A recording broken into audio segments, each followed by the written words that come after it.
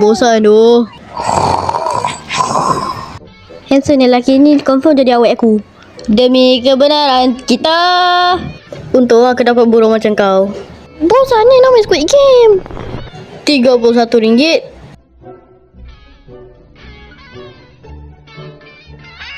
Dah cukup dah duit aku ni. Wang satu lah. Siapa punya ni? Ni mesti Foxy punya. Aku tahu. Ya. Kenapa burung aku ni? Kau ni Freddy memang nak kena. Kenapa aku tak buat apa lagi, tapi kau baling juga. Tarik balik. Woi. Apa dia? Ambil kau. Aduh.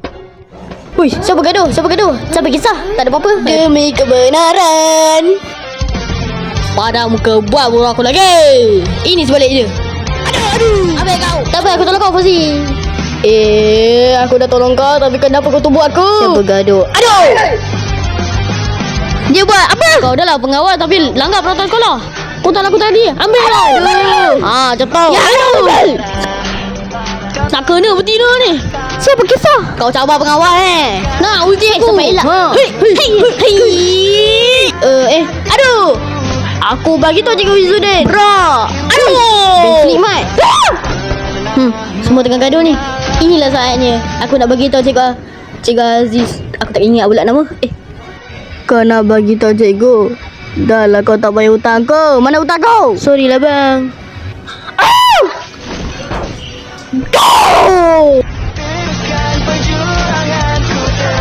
Sumpah aku bayar basuh kau ni. Apa ya?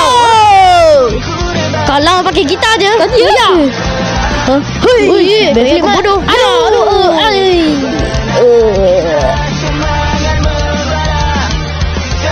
Ketua kelas bangkit. Bangun pula mama ni. Giliran kau pula. Melah. Oi, pandai sini kejap. Apa dia? Aduh. Aku dari tadi tak lawan siapa. Kau tuduh aku kan? Aku dah tahu sana. Kau dengan aku pula.